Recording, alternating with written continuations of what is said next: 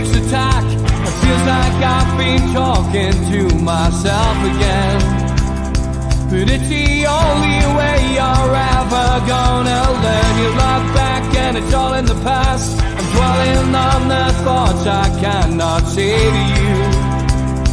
If I don't say the words, then maybe it's not true. And it feels alright when they come and say to you. Good afternoon, welcome along to NUFC Matters, the professionals with me, Steve, Stu and Mitch. And this YouTube experience is sponsored by Jägermeister. Is that right, Stu? Absolutely it is. I had to have the Jägermeister with Monster just to keep us good.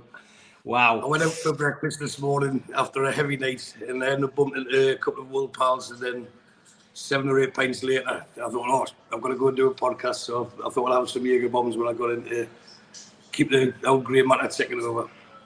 Because I'm going out tonight. That's the thing. We've got a big night tonight. Good stuff. Mitch has been to work like the consummate professional he is. Probably on no sleep though. Oh no. Well, how's the story?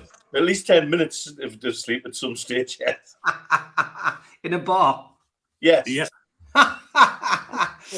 Oh, good stuff. It's good when Penman's in town. You know, God help you. Anyway, let's crack on. It is good afternoon from the Champions League, and we are going to talk to start with about Champions League venues. Who would you like to get? Who would you like to draw?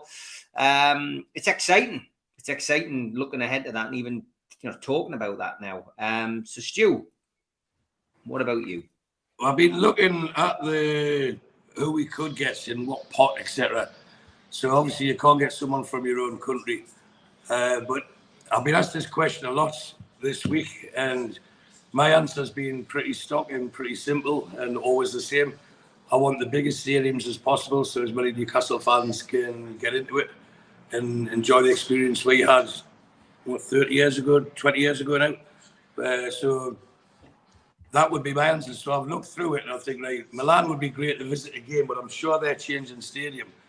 Then Barcelona next season are playing at the Olympic Stadium while the new camp gets a refurb. And we've done that. So I would think something like PSG or Dortmund, and then I don't know, even Celtic would be good. So I don't have to travel as far. But wherever we go, I'll be there. Mitch, what about you, mate? Well, like I said last night, I quite fancy getting stuck into a group of death of some sort, because I'm quite sure there's people in the pots 1, 2 and 3 that'll be looking at pot 4 thinking, don't want them. Really don't want them. Really don't want to go to St James's Park. Really don't fancy, them coming here and upsetting the party.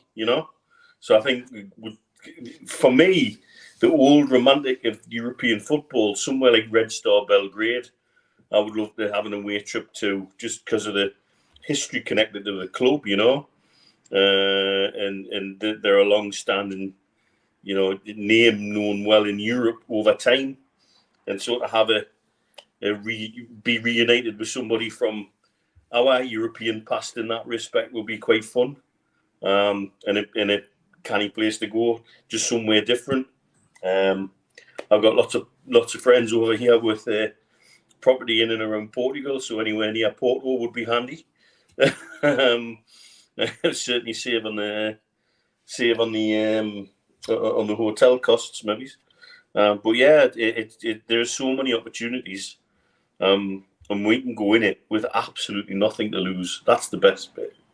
Is wherever we go, we're going to party. We're going to have a damn good time, and I think we'll upset a few people along the way. I'm quite sure of that.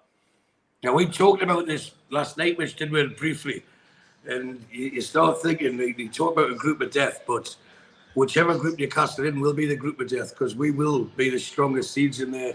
And sometimes we underplay ourselves as well.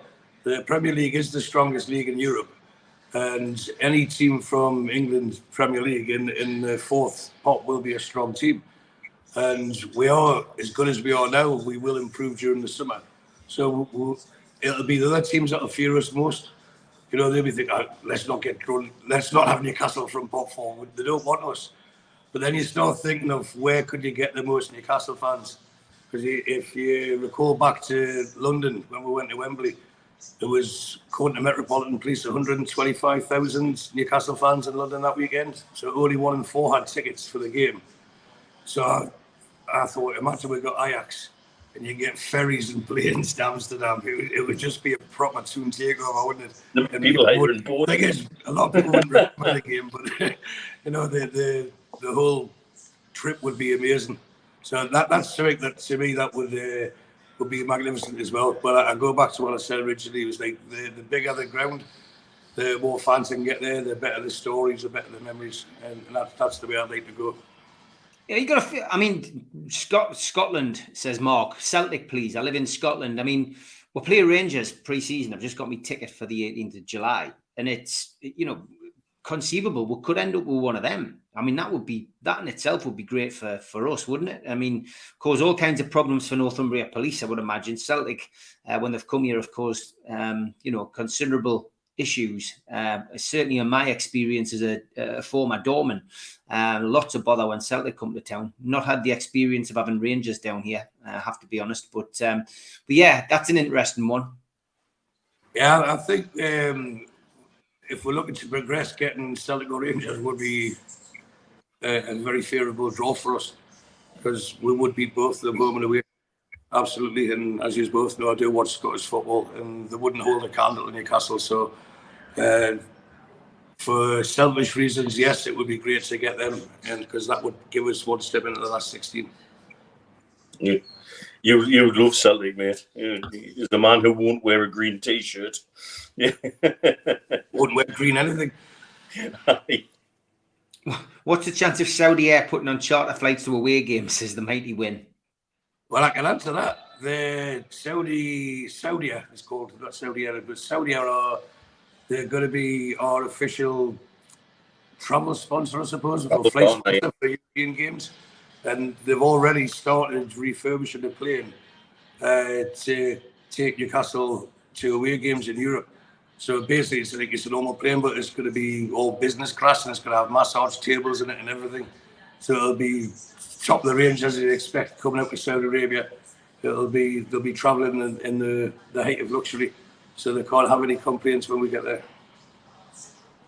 Surely Celtic will be in pot 4 with us, and Rangers have to qualify, says Paul, which is a fair point.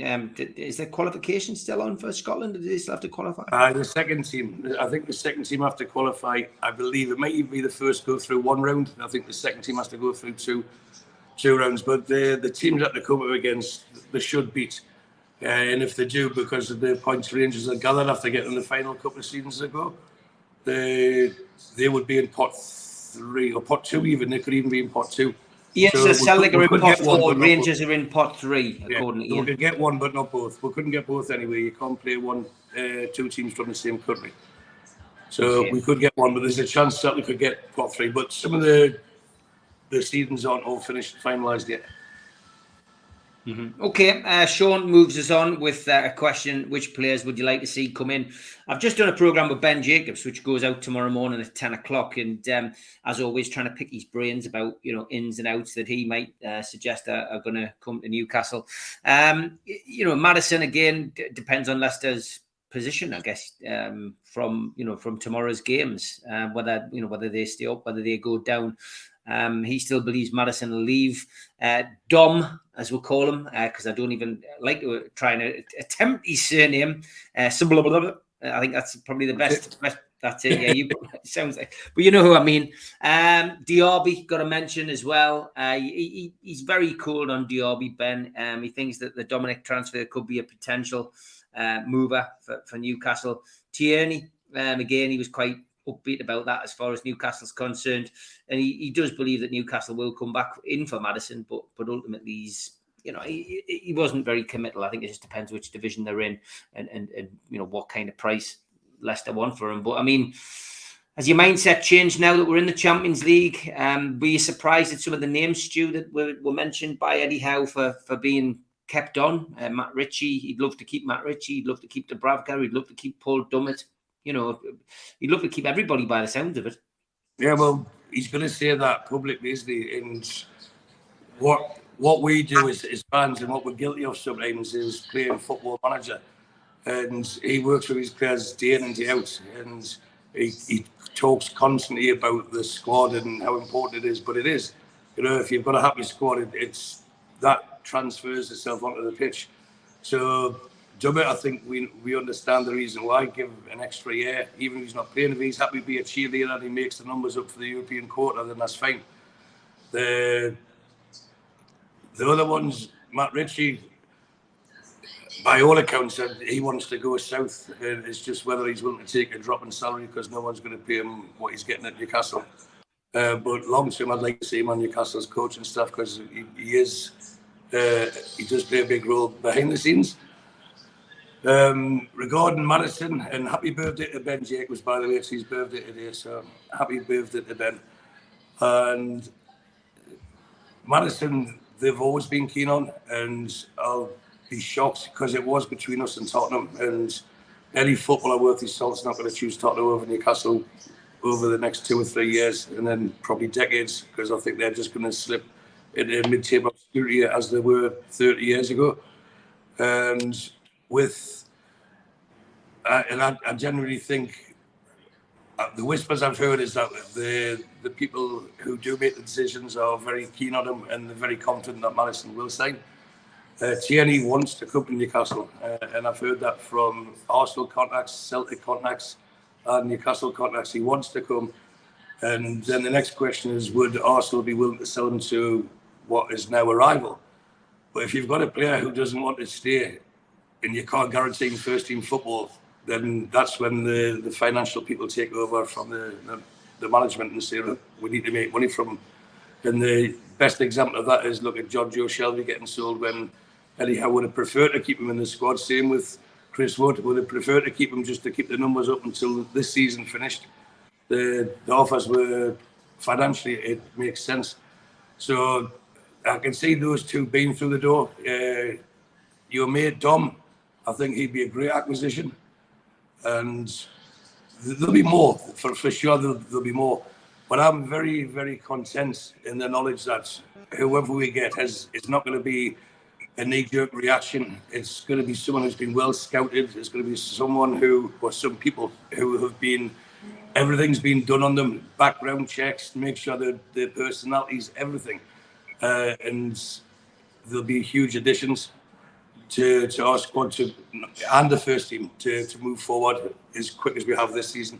Because yes, we've overachieved, but and I know I said this in an earlier episode that if you continue to overachieve, that becomes the norm. So we've set our own bar now, and we know if we need to raise the bar, that's going to be consistently qualifying for the Champions League, which is made slightly easier next season because 5 teams qualify for the Champions League next season from England.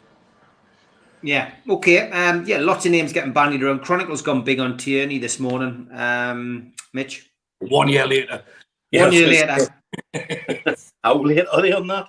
And the interesting thing with Tierney is that then gives a situation where we've got about 7 left backs in the squad, and so you see where the squad has to be trimmed. And I think that's one thing you'll see different here. It's not just squad management; it's almost squad curation, isn't it? It's a bit more considered. And I think that's the big thing. Is I think any signings coming in will be considered. They'll be well thought through. I'm still convinced the no dickheads policy stands, and I think that'll make a difference. Eddie Howe has remained loyal to this squad all the way through the season, and he's not going to start changing that tune right at the end of it. And that's because the squad as a whole have remained loyal to him, and there's been very few dissenters and very few problems. And those problems that have existed have been very well kept in-house for the most part. And I think that's really important, and that's important that continues. We're dining at the top table, as the comment on the screen said, and yeah, we are. And having that ability to dangle Champions League football under somebody's nose this season could, for example, be the difference maker between somebody coming to us or going to Tottenham, somebody coming to us or going to Liverpool. That's the difference it's going to make. Or Chelsea for that matter. You're absolutely right. Unless he's obviously another winger or a centre midfielder, then they're about 8th in the queue anyway, and they'll never get into the team. But I think I'm not expecting marquee signings, but I am really looking forward to seeing the overall depth in that squad improve. And I'm excited to hear the names coming in as they're announced, because I suspect there's still very little going to be leaking out from that backroom staff. But we're talking about marquee signings. Eddie touched on it yesterday. Stu, he was asked the question by Lee Ryder, would there be a marquee signing coming in? Would any of the names on your list qualify as marquee signings in the eyes of the fans? I think that was the way that he put it. And he paused for a minute and went, yeah, a couple would probably come into that bracket. He says, but we're not necessarily chasing them. Yeah, and I've got to be careful because where I'm staying now, I'm staying at a West Ham fan's house, and he's sitting over there. So the name I thought of when I heard Eddie House say that was Declan Rice. Now, whether we sign him or not, I know it's someone that they're keen on, but he's not staying. There's no there's no harm in which shows exactly where we are and what we're capable of and what market we're actually dealing in. So I can see us putting a bid in, or a very strong inquiry at least anyway. And if there's any sort of encouragement, then I think it would go all the way. It was quite clear that the backroom staff were keen on when he had his game of the season against us earlier in the campaign. So someone like Declan Rice, yes, I can see is bidding for. Whether he'll come to us, to me, I think it's got Arsenal written all over it. And although he's a Chelsea supporter, I couldn't see him go to Chelsea, as Mitch said, just joining a queue of 6 or 7. You have to stand in the queue to get a peg on a training room, never mind getting the team. So with that, I think Declan Rice will go to Arsenal, but it wouldn't be great if we'd had a coup and ruffled a few fellas and got him through the door. Yeah, it would be. Declan Rice would be a marquee signing, Mitch. Is that a name that you would think, would be on Eddie's list? Is anybody else who you can think of? I think that the challenge with him is how does he fit in from a financial point of view, wages and FFP wise. That's the challenge with Rice, is getting him in. Would be getting him in at the right price and on the right deal, because any deal he signs, if that puts him as one of the top earners in the club, there'll be people with parity clauses wanting to be knocking on Eddie Howe's door saying, what we're going to do about my salary now. So we'll have to really think all of that through. But that's just to be able to talk about that kind of caliber of signing and not do it tongue in cheek and not do it, with a half kind of joking way. We genuinely have the ability, because we've got the financial clout and we've got the playing staff already who people will want to play with, and we've got that carrot to Champions League, and it does just change every transfer conversation that Dan Ashworth's probably having at the moment.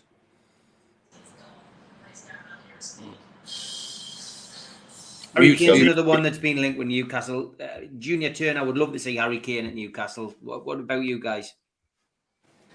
Well, I know John Justice Allen is keen on him, and as much as I love John, and this just shows how much we're advanced, I don't think Harry Kane would fit in. He's a great goal scorer, he's a great player, but he's at the age where he doesn't fit the criteria that we're looking for. But also, the system would have to change to suit Harry Kane, and I don't think that's the thing that Eddie Howe fancies.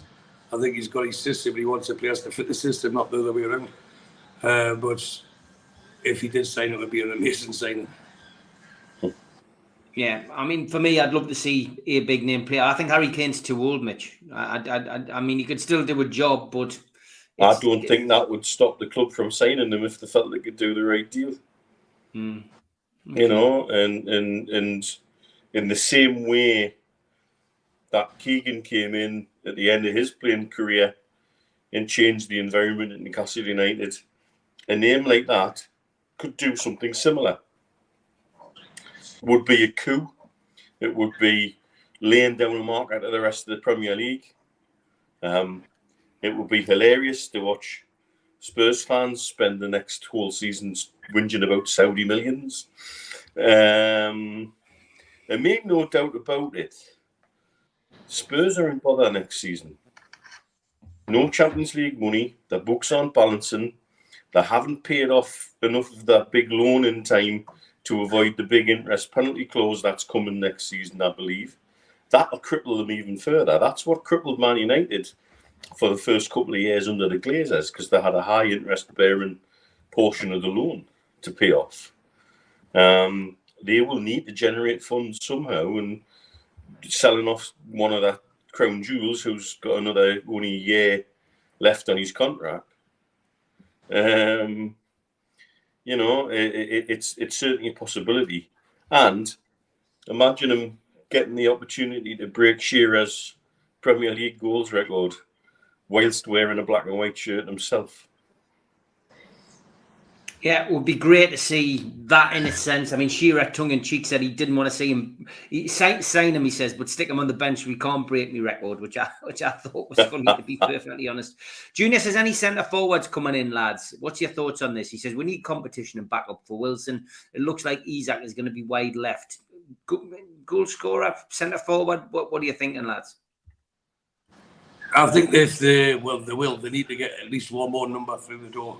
You need 3, possibly 4, playing the central role. I think it'll be someone younger. Take away from Harry Kane. I think they'll get a younger one who can learn from Isak's trade, learn from Wilson's trade.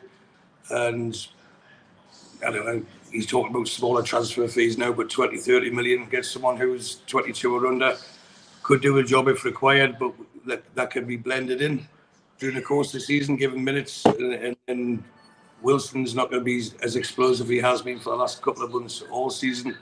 It's likely to get injured anyway, so you need someone who's capable of carrying or leading the front line.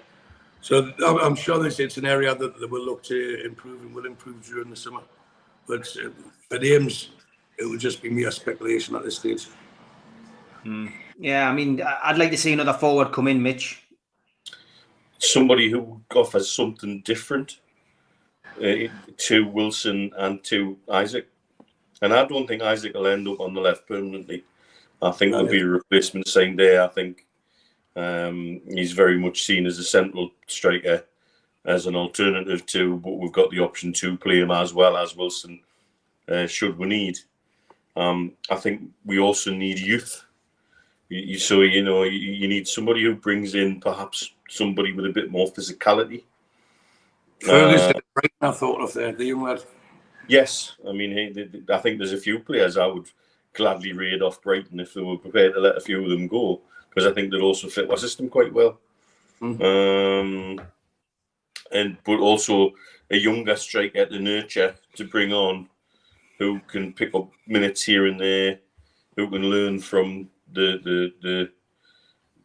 learn from Wilson, learn from Isak, and grow and develop, which I suspect was what they had in mind for Ekitike. But then again, had we signed him, would we have then signed Isaac as well? And I don't know if we would have. Sliding doors moments and all those things, I think we got the better of that one for sure. But that's my feeling on it, is somebody who offers something plainly different to what Wilson and Isaac do. So we've really genuinely got all options covered should we need it. I did like this one. We need more Scottish players, Stu, says Gary. But Nick C says, Mitch, can you give me a good geopolitical rant, please, about these anti-Saudi journalists, Delaney, Holt, Nick Miller and Crafton, please? Well, they all come at it at slightly different angles. And this is the thing. It isn't a common thread of assault at Saudi ownership. They're always... There's one who'll come in it from a human rights aspect, and another coming from a genuinely geopolitical aspect. One will come at it from a specific element of human rights aspect to it. And it's a movable feast. It's just a constant stick to beat with. And I think it's going to get to the point where it does get, this sounds awful and dismissive, but this is where people will start to switch off to it. They already are. Now, their argument would be, well, that's sports washing. So you kind of win in that situation. It's going to continue because they all show their own hypocrisy, like everybody does in football. That when it's your team that's involved, suddenly it's all right. Delaney's not made half as much noise. He has made certain points regarding Qatar and the potential involvement with Man United, but he's not made half as much noise as he did about Newcastle United, for example.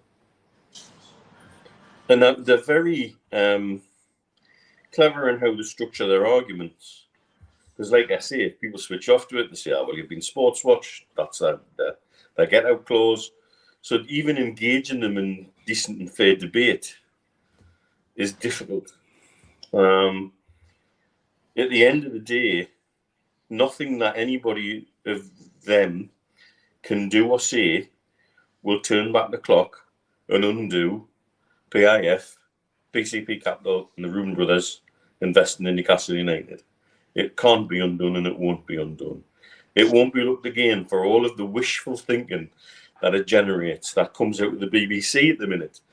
The BBC are terribly anti-Middle East at the minute. Some of the stories they run about the Middle East, not just about Saudi, but about Dubai, about the UAE, about Bahrain, about Qatar.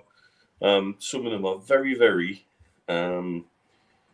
poor, to say the least, in terms of their quality and their fairness towards a region that is making generational changes in tens of years.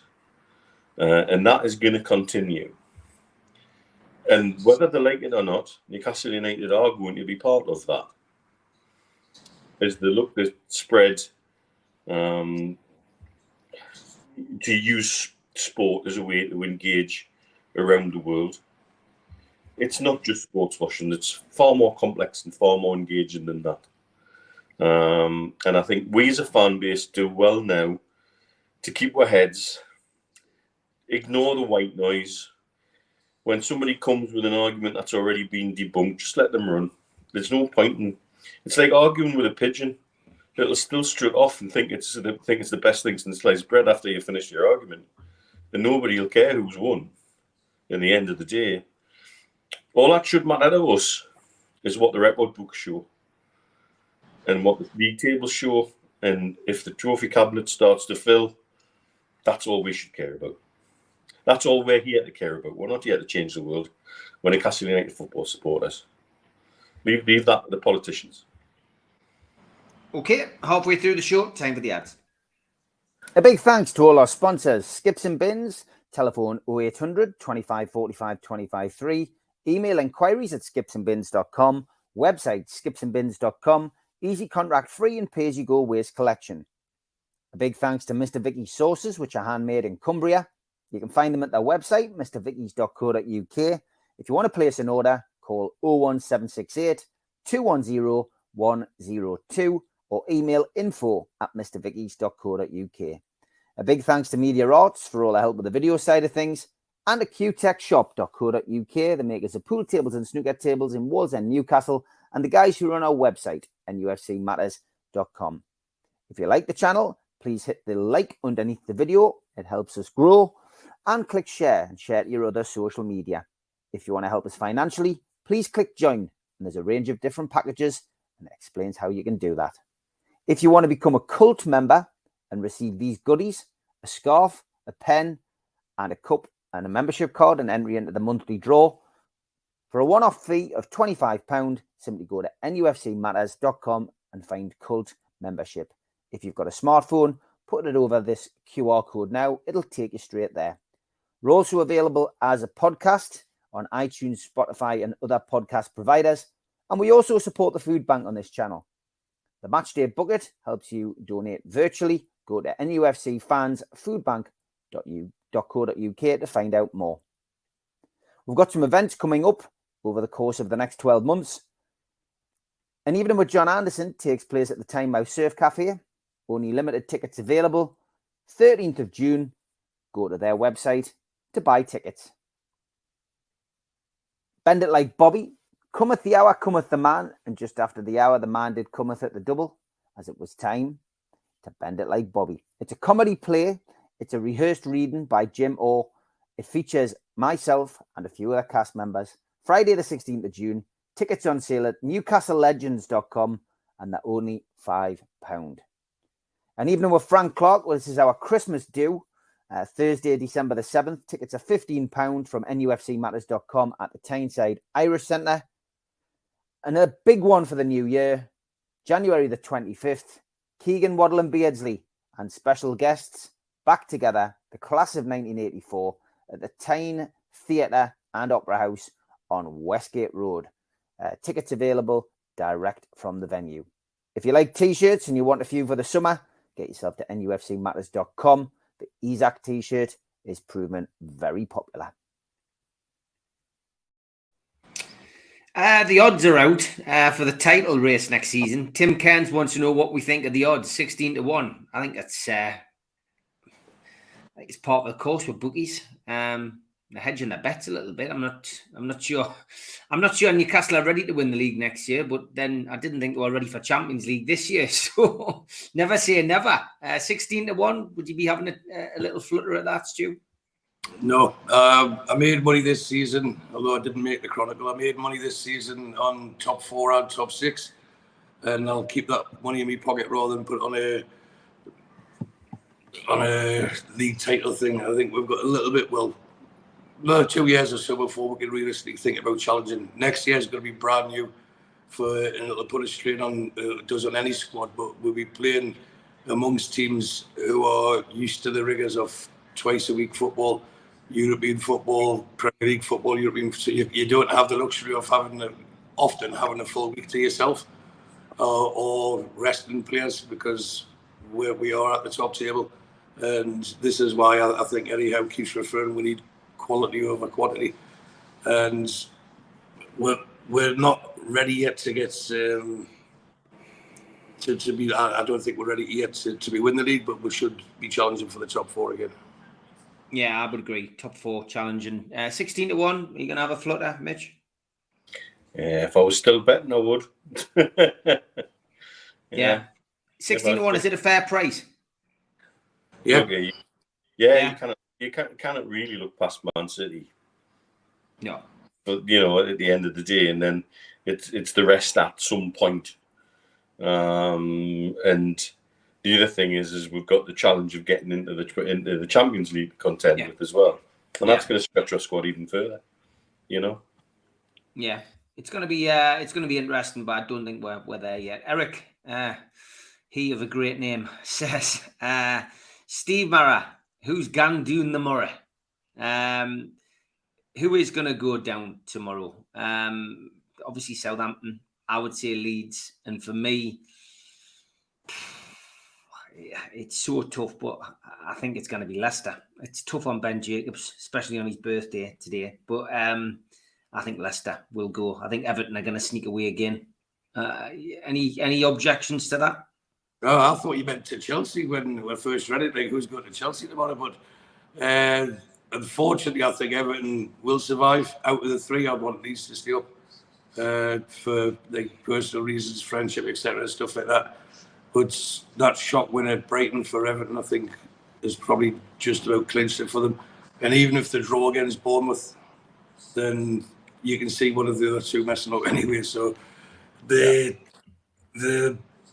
thing is, you take a look back and think, right, Everton have just clawed their way out of it, but they're still where they are, and it's a free hit for Bournemouth, and extra points means extra money for them, and so I don't think they will be on the beach. And Bournemouth getting an early goal, and that famous Everton atmosphere can change very hostile very quickly, and they can turn on their own team. So it's not done and dusted. A lot of people have said Everton are going to win, and maybe all 3 will win. But I don't think Everton's the gimme that some people think it is. But unfortunately, I think they'll do enough to stay up. And Leicester have left it far too late. They've believed in their own publicity for too long. And Leeds have just been in disarray for too long to to stay up, unfortunately. Yeah, I think we're all in agreement. Mitch, you're nodding your head. Pretty much. I mean, I think that Stu's got the point, though, quite right, is that Goodison reminds me of us from about 1979 to 1986.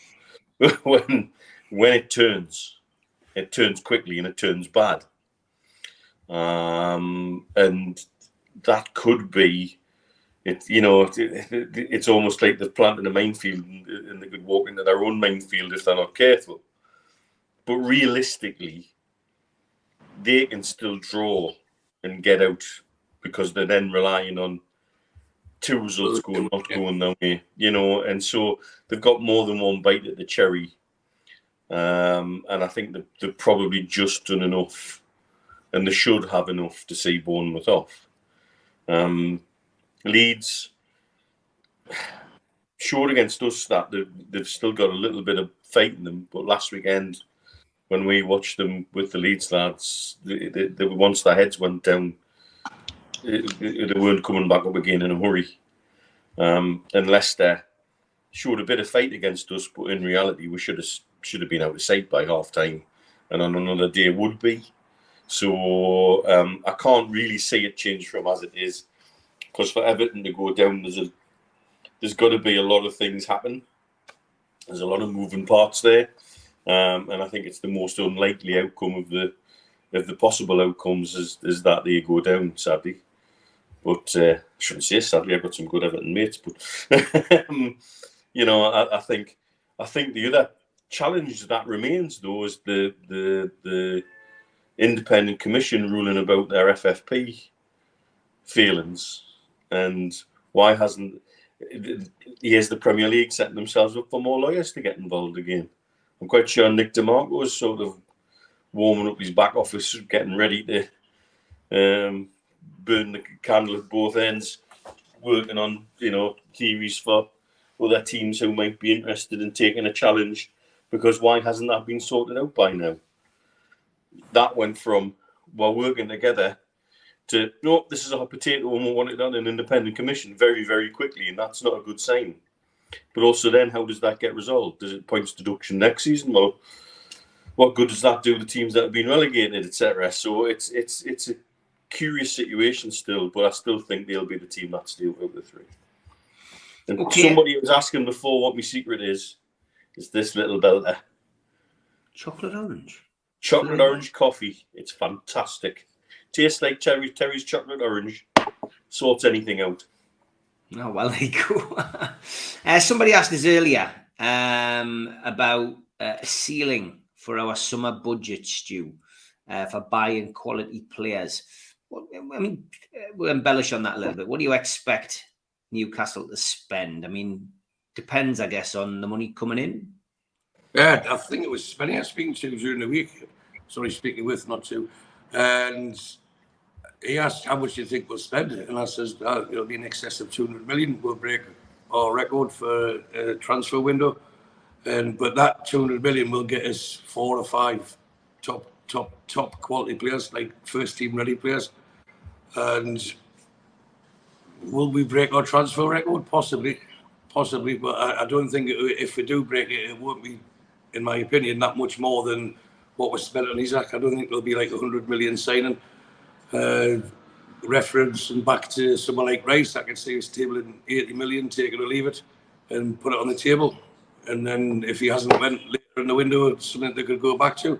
That tends to be how this clubs does business now. They'll value the player themselves and they won't go over that level. And that's been proven. And sometimes they get who they want, and other times they feel like they wouldn't have the pants down. So I do think we'll spend over 200 million. Will it exceed $250 million? Possibly, but probably not. You're nodding away again, Mitch. I think we're all in agreement again. I think it's going to be round about that price, isn't it? But I do think it'll be a glass ceiling, like they've proved with Isaac. If somebody becomes available at the price they feel is a good price, and it's pushing the boundaries, they'll push it. Because again, as these things work in 3 and 5 year cycles, depending on which cycle of FFP for which governing body you're talking about, you've got opportunity to correct that in other transfer windows. So I think whatever ceiling is set will be a glass one. I don't think we'll have a ceiling anyway. It'll be getting the right people. Yeah, maybe. I mean, that's a key, isn't it? You mentioned that in the press conference yesterday. It's about getting the right people. Do you need people with, are you chasing people with Champions League experience and Premier League experience? And he says, no, because I don't believe that you have to have played in a competition, to be able to play in that competition. Do you know what I mean? Which I thought was, he's certainly chasing people who've played in the Premier League. I think that's a necessity for him because he wants people to be able to come in, hit the ground running and know that they're tried and tested at Premier League level. He's not so concerned about bringing in somebody with Champions League experience and from Europe. So I think that bodes well, Stu. I think it bodes well because, again, it shows that he does have some control, I guess. And, he certainly hammered home the point yesterday that they haven't really had communications yet about budgets. He does have a list. There are what you would call marquee signings on it for supporters who would be excited by them.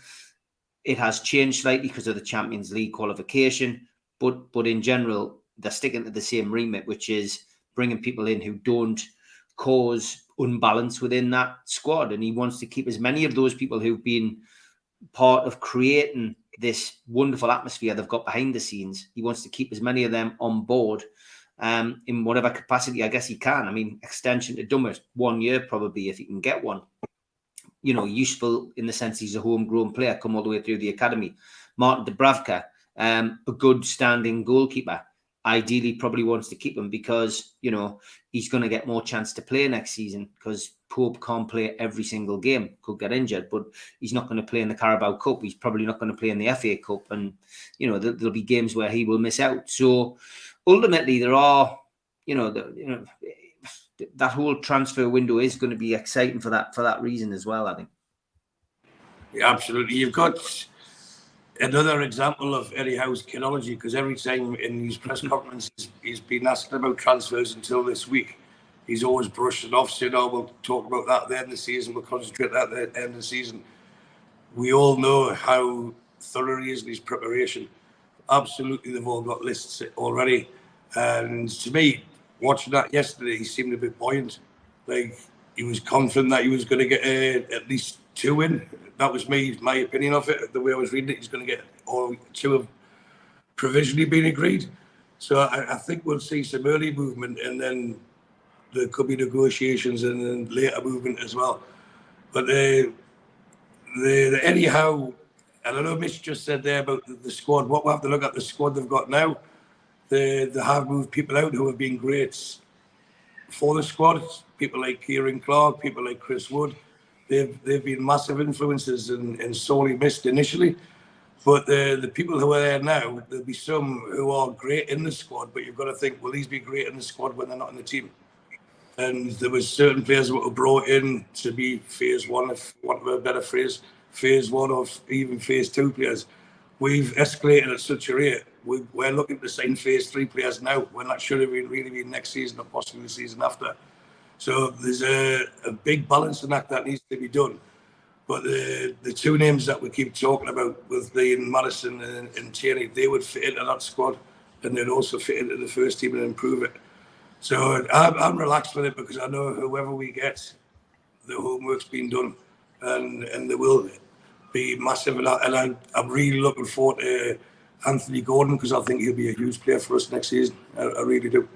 So we've got to take that into consideration. This will be our last big transfer splurge in the window because this is just now, we've solidified and now this is just put the decorations on the Christmas tree, which will probably be happening in my house in the next couple of months, strange enough. But it's what it's like. After that, you're then just adding 1 bauble a window, maybe 2. We'll never be a need to buy 4 or 5, 6 players in 1 window again. And everyone that does come in can be a top-end signing or a marquee signing if we're using that terminology. So this is probably now our most critical window because the ones going forward, there won't be as much need to improve on such a scale. What's Anthony Gordon's position, do you think, Stu? I think he'll play on the front 3 on the wide left. Okay. brought for that purpose and that purpose alone. Okay, so where would in an ideal front three next season? Let's say we don't sign anybody. Who's your front three next season? Gordon, Isaac, Madison. Wow. Okay. And if we don't sign anybody in in those positions, we absolutely will be. From the squad we've got now. So basically, what team would I pick if everyone was fit now? Yeah. Just the front three. Gordon. If you're going to play Gordon, name the other two players. I'm just interested. I would still play Isaac over Wilson and use Wilson as an impact. I don't think he's, especially twice a week, I don't think his body can take the what you're referring to as Mitch, licorice ligaments. I don't think marshmallow muscles. Yeah, I don't think his body would have the rigors of twice a week top end football, Premier League and Champions League. So he could be, to me, Wilson will be used as an impact sub, and then you've got, with what we've got at the moment, I think you'd have to say Miggy would be in pole position on the right side from what we have at the moment. But I genuinely believe we'll be improving the right hand side of the forward line in the summer. All right, Mitch, Anthony Gordon, where we're going to get the best out of him? Jody Toonbelife says Gordon played in the centre or on the right for Everton. I think we'd be used out wide as part of the three as well. I think that's the plan for him. I think that's why we've signed him and take him on, but he can offer cover in other positions, and I think that's the beauty. We're pigeonholing people, and I think Eddie's shown he might have a system that he prefers, but he will slot different people into different places where he thinks somebody's going to do more of a job or have more of an impact in a specific game. He's not going to want to sit on the bench, that's for certain, next year. He's took it because he's coming in. But he's got to earn it. He's got to earn it as well, and that again is the beauty of this squad. If you look at some of the celebration pictures and the videos of them celebrating after games, some of them who've never even kicked the ball are coming down the tunnel as happy as everybody else. I think everybody knows that you'll get a fair crack of the whip if you put the work in on the training ground and let the manager see you're keen and you're listening. You'll get a fair crack of the whip, and if you get your opportunity, you take it with both hands. Yeah, it's not to me you can fake that, is it really? Coming down the tunnel, because your emotions do take over. When you come down the tunnel and you're not sure that the camera's on you. So yeah, it's an interesting point. It's a good point. Okay, Newcastle travel to Stamford Bridge tomorrow for the final Premier League game of the season. All 3,000 away tickets have been sold. It's a 4:30 kickoff. It's not televised because there are more important games to feature tomorrow. You'll be able to catch up with highlights, of course, on Sky and on Match of the Day. Good luck to the lads on the barges as well. The Thames takeover goes ahead with 6 boats taking 1,500 fans down to Stamford Bridge. Good luck to Darren and the lads. They've done a cracking job in recent years with all of that. And as for injuries, well, Nick Pope underwent minor surgery on a finger injury. Eddie Howe pointed out that he played games with a dislocation on more than 3 occasions this season. So an early operation will mean he's back for the pre-season.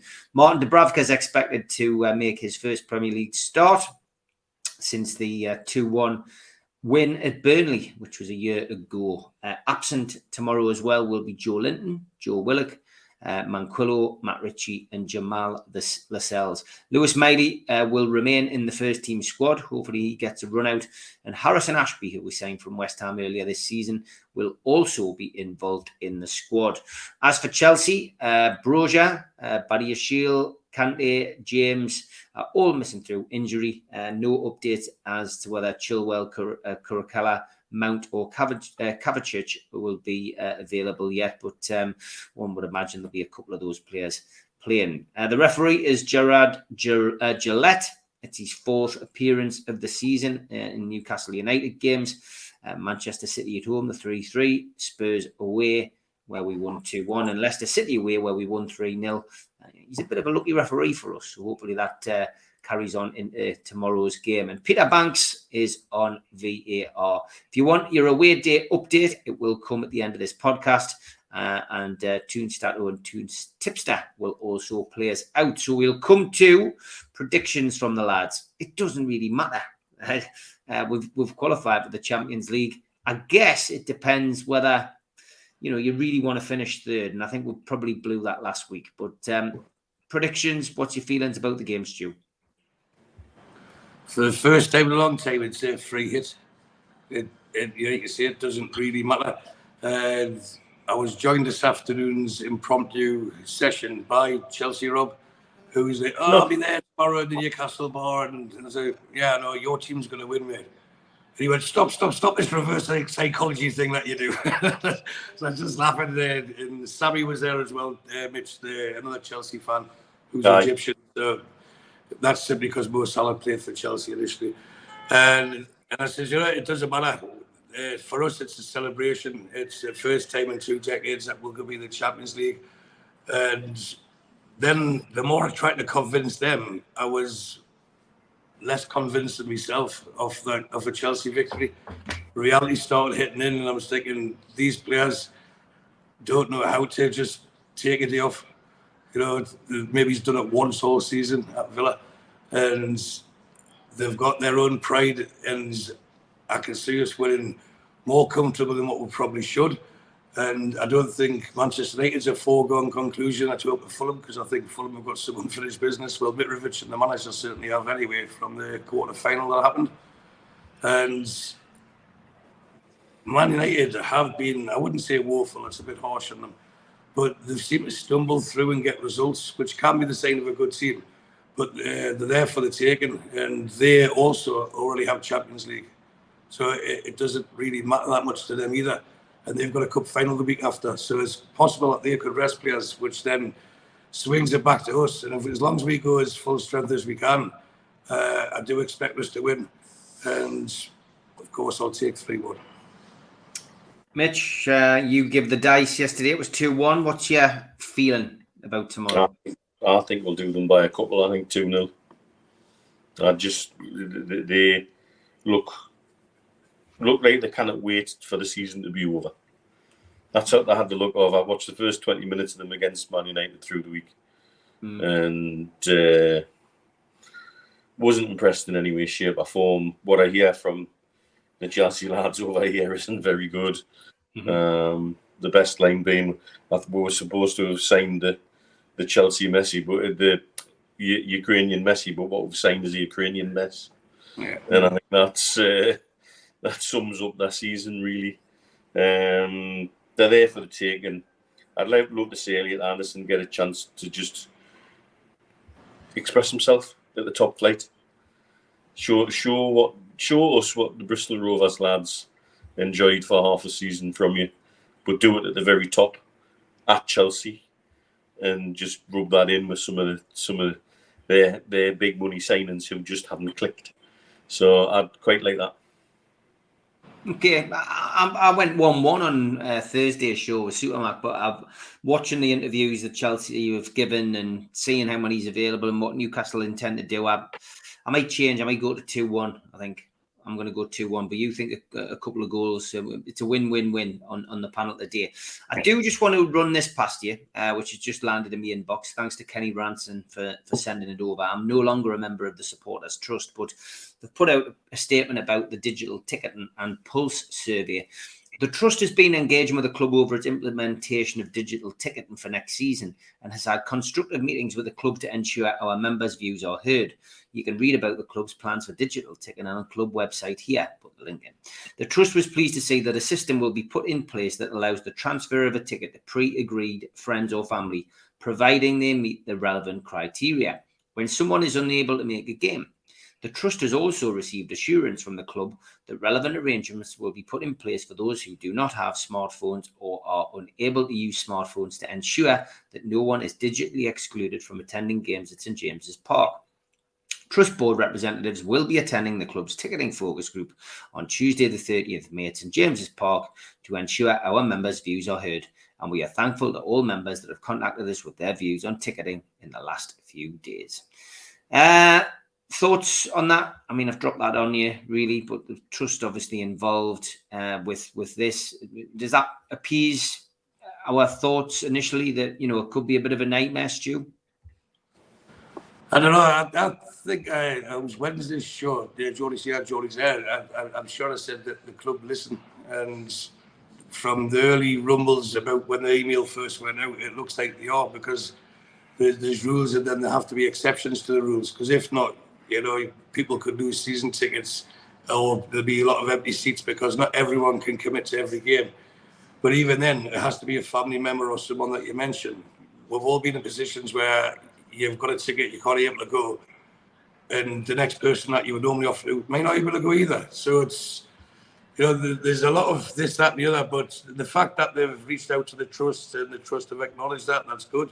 And as long as the trust are saying that they've reached out and then not changed their mind like the cup final tickets, then that's also good. The communication's been key, and that's something that we've been missed out on for a long way. And when you have, and I know we've repeated this loads of times, but the biggest issue this club will have, especially with the growth we've got, is always going to be about tickets. And you're not going to please everyone all the time. But the fact that if you're listening and you're looking to appease people, or to change, or be willing to change what you've initially set, then to me it's a good thing. So if the club are saying, right, you can do this, you can do that, and even then there'll still be exceptions. But ultimately, if you bought a season ticket, you paid your money up front, it's your ticket, you should have a fair say who sits in your seat. And I understand the reasons behind it. There's you don't want like what happened with an Arsenal fan sat in the Melbourne stand and there was a bit of a scrap. That should never happen anyway, and anyone who gives the ticket to an opposing fan should lose the ticket. But if it stays within your own supporters and it's your ticket, you paid the money, then there has to be a bit of trust with the fans, not just trust in the trust, if that makes sense. Yeah, the Blackbird shed in Bewdley. Good shout out for your company bar, whatever. I hope we get a third, because I've got 18 cans riding on us, finishing over Man U before the season started. Yeah, good luck, mate. The ticket, interesting, because Steve Hasty pushed something across to all of us on the NUFC Matters chat about this particular thing, and he's got some great questions, which I've forwarded to the club. He's forwarded to the club. Some of them have already been answered by communication from the club, but I think some of the key ones that need to be answered. Will people be able to opt out of e-ticket and remain on a card? Will the club look at setting up a more fairer system for members than the current lottery? I know members who paid their membership and didn't get a ticket last season, so that's interesting. That's something that needs to be looked at. Will the club consider a more fairer system for away ticket allocation than the current arbitrary loyalty point system to allow all supporters an opportunity to attend away games? The current away ticket allocation system is open to abuse and unfairness, as some at the top with hundreds of points play the system through family and friends. Some with hundreds of points now have access to multiple away tickets by utilising the FNF scheme. How will fans who wish to remain in seated areas be moved from allocated safe standing areas? Are they being given option to select new seats? And what happens if their new seat is more expensive than the previous? Will they be penalised financially by the move? Are club planning to extend safe standing to other areas in the stadium? How will cup tickets be allocated? And will there be a separate ECL season ticket, European Champions League, or will existing season ticket holders be given priority to opt in to cup tickets automatically? All important questions. And I know a lot of you get bored stiff about tickets. I sometimes see it in the chat, move on. But it's important. It's important to us. And delighted the club are tackling it. They've got to make sure that everyone's voice is heard. I appreciate they have to communicate to the trust due to Premier League rules and regs, but they need to start listening to people like Steve Hasty, who's got the experience and who's put a comprehensive list together. And I don't know whether he's had a response. I think he would have said if he had. I certainly haven't had a response to that email. I will certainly be putting it in again. But it is important, I think. You know what I mean? What's your views, Mitch? One of the things that sort of strikes me is what's the rush? And I've had a thought over the last couple of days about that. And is this genuinely the state of the ghost shit that was Mike Ashley's NUFC, that should have been preparing for this a couple of seasons ago and just haven't asked, haven't had anybody there to do it, and now it's all having to be packaged into one close season.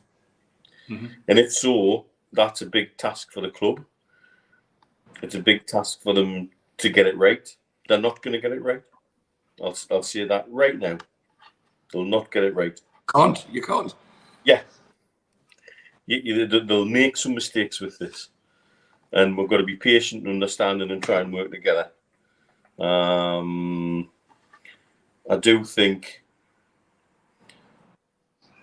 the problem I have with making statements like that is it backfired once. So if you want to keep using your platform to big yourself up, you've got to back it up with big actions too. So good luck with that. But equally, the club, it just puzzles us. What's the rush? Why all of a sudden got to have e-tickets for next season? Do you know, Mitch, what's just struck me with you saying that there is, could it be that they need everyone in place ticket-wise, and because they're looking to do some expansion during the next season, and that'll limit numbers? Could be. Because we have grown quick. Look, there's loads of different reasons why it could be being done this way. But it came to me the other morning. I think while I was stitching somebody's face back together, actually. What's the rush? What is this rush? And it puzzles me greatly that it just suddenly seems to have come from nowhere with no warning, and now suddenly has to totally be in place for next season. So there's got to be a reason for that. And my initial thought was, is it a Premier League deadline? Does everybody have to have this in place? Well, what you say is very equally plausible too. Yeah. You know, it's curious. That's the thing that's puzzling me. How to work it out, good luck to them. How anybody wants to help them work it out, good luck to them as well. Because they will make mistakes and they will get things wrong.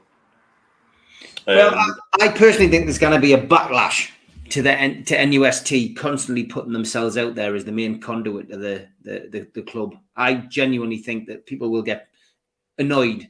They've already proved it with the cup final tickets. They made it balls up with that. It's not nice. We've mentioned it on the show before, where people from the trust sadly have, ended up having altercations with people, because of that, and some have supposedly left because of that. But look, let's face it, right? The club have to just, I don't know how they deal with this. They need to rein it in, because the way I can understand, the trust are speaking to their members and they're speaking to their members only, but it almost sounds as if they're the ones who are making all the decisions, and that is only going to annoy people. No, maybe that's how they're making it sound. They've been consulted. Yeah, to their members. Have to be consulted. It's part of the Premier League protocol. You need to have trusts and stuff like that. So is it just lip service? Yeah, we've talked to you about this. Is it? Yeah, we're fully in charge and it's going to be our decisions. And then when it goes tits up, nothing to do with us. We only had 2 hours. That again is open for debate. But at least if it's been put out now that the club have contacted the trust, if they're doing the job right, which I'm sure they'll intend to, they'll speak to the supporters within the trust, and then it's up to the members of that trust to respond as well. So I'm not having to go to trust. I'm not defending them. It's how the process works. The trust can only be as good as the members' interactions with them. But if the members, because it's only £1, you know what I mean? It was only £1 to join. If the members aren't bothered or dissatisfied with how they believe they've been represented previously, they won't interact with them at all. So there's I don't know. I've said it there, and Mitch has also said it. When it comes to tickets, you'll never get it right, and there'll always be a section of the fan base who legitimately will be extremely paid off with, and there's always like this, the story comes out, this happened, and I've had this ticket for that many years, I've had a ticket for that many years, and this has happened to me. And the more it goes on, to me, it could just be, are they going to expand the stadium, or is this just a litmus test to say, look, we need a bigger stadium? The only way we can please you is all these all want tickets, and sometimes it's a fear of loss. We're going to take tickets away from people because of this, and this. But if everyone wants tickets, the more people want them, We need a bigger stadium, because I'm of the opinion the owners would like a new stadium as the shiny brand new thing that they like to build in this part of the world, and I think they would want that, and I think they would do that as soon as possible if they felt that they had their fans' blessing. And so this conversation shouldn't be about the trust. I know they're good at making it that way, but it shouldn't be. It should be the club have reached out, whether it's to NUST, whether it's to NUFC Matters, whether it's to NUSC, whether it's to any of the other groups that are out there. The common goal that we all have is for the betterment of Newcastle United. And if the club are acting or asking, and that's whose opinion they seek at the moment, then that's whose opinion they seek. And we just have to see what comes off it, what feedback gets given to them, how quickly it gets given, and then what results or what steps the club take regarding the feedback that they've received. But I'd like to see this feedback published as well. This is what our members said, so this is what we've represented to the club, as a trust should do. You're representing people. You're not speaking for yourself, you're speaking for your members. So we polled, 13,000 members. We got response of 2,200, and these were the percentage of the answers. That's it. Well, it's definitely going. It's definitely one for everyone. Yeah, don't you think the trust do that for effect, Steve, to overegg their relevance? Says Keith. Yeah, I do, mate. 100%. And Steve Hastie's in the chat. He says, "What is the point of the ticket and advisory group meeting on Tuesday, which I applied to go to, and I got knocked back. I know a few others from NUFC Matters did as well. If the decisions have already been made in consultation with NUST, I completely agree. The decisions have been made. It's a talking shop. It's pointless going. If there's no trust in the trust, then NUST is it not a must." Get that on a t-shirt. I couldn't even get on the hospitality waiting list for next season, says Bill. Paul Watson, your comment didn't all come through. So tells me there's going to be limited numbers there then. If they're not even accepting waiting lists, there's limited numbers. To me, that indicates an expansion. Yeah. Okay, well, that's great. I know you lads have got an appointment with the barman or bar lady or Jaeger. Whoever serves you. Yeah, exactly. But great to have you on, lads. Been a great show. I'm going to play out with Scunny Mag's review of Chelsea, his final away days of the season. But for now, it's thanks to Mitch and thanks to Stu. Take care, lads. Cheers, everyone. Have a great evening. No, I won't be home for tea. No, we're going to Italy. All right. See you later. Love you. Bye. It's me, Mum. Chelsea away. It's coming up.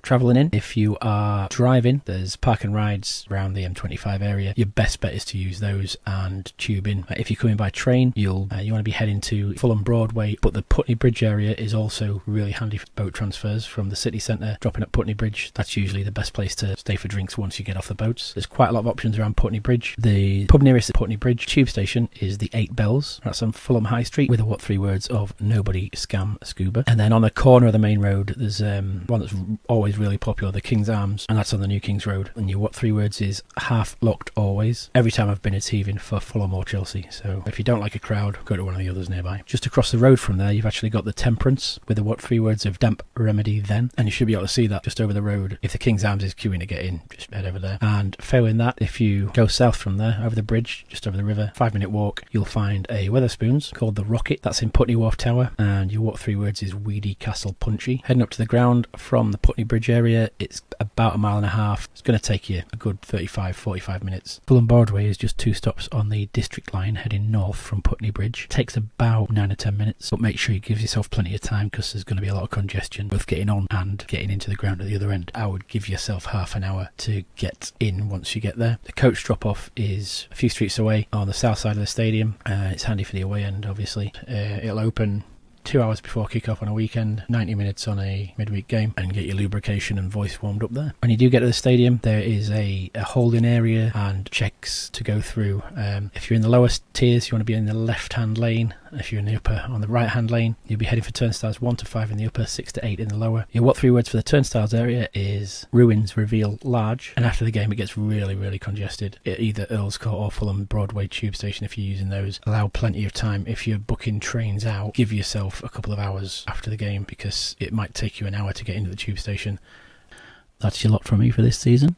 It's been a pleasure, and we can all look forward now to our European tour.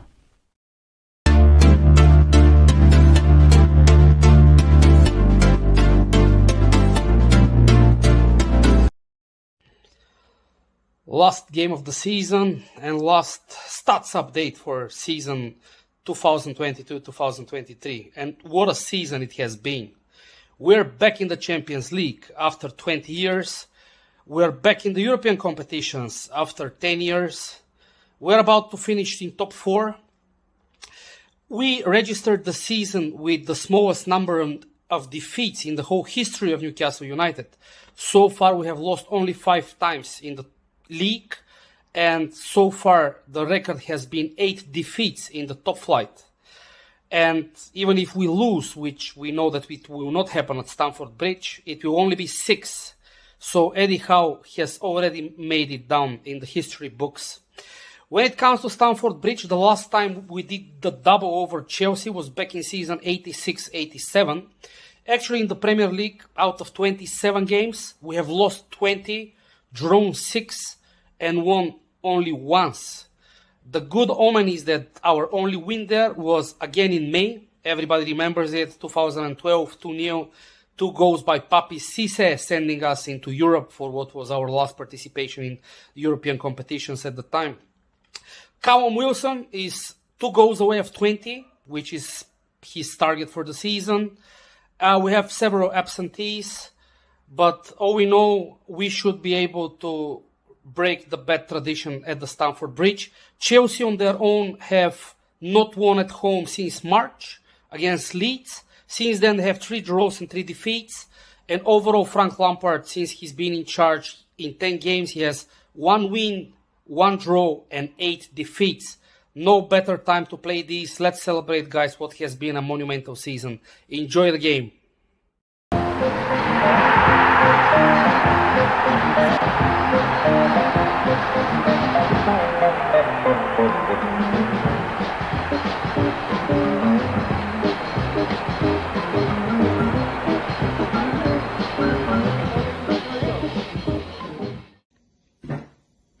Evening, guys.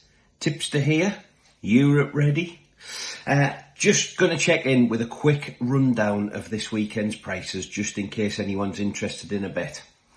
If you do fancy a couple of quid on our nothing game on Sunday, we are favourites to finish the season off with a win against the Chelsea side that, let's be honest, gave up in about September. There is value though in the draw, which is coming in at 5-2, so I think I'll have a little sniff of that one. In the big games at the bottom, Everton are huge favourites to beat Bournemouth at home. Mind you, the bookies have also got Leicester favourites to beat West Ham. Unfortunately though, for our mate Big Sam, he doesn't have a chance. The bookies have got Leeds down, out and beat. Everton are favourites to stay up. Looking to replace Leeds next season in the Premier League are Luton or Coventry, who'll face off in the big game at Wembley tomorrow. Luton are clear favourites to join the elite at 29-20. It's 11-5 for Coventry and 2-1 for the draw after 90 minutes.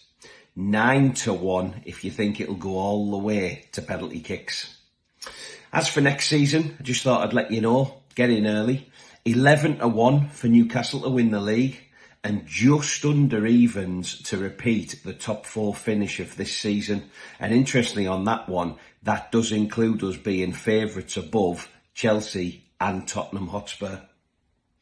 Enough of that rubbish though for 1 year. Super 6 is where it's at, and with 1 round to go, the title race is electric. Jack Railton stays top of the table on 4-8-7, 5 points clear of Andy Embleton, with Rowan Bauer on 4-8-1. Steve Wilkinson is the top matters predictor, and he won't be caught by me or Pato. So it's good to know that there's someone on this channel, at least someone, who knows exactly what they're talking about. It's also really tight for May's Manager of the Month, with Ryan Martin leading the way with 1 point clear of the rest. So good luck, everyone. If you're playing Super 6, don't forget there's 500 quid up there for the winner. So fingers crossed for you all. Watch your money this weekend, guys. Please gamble safely. And I'll see you in Madrid.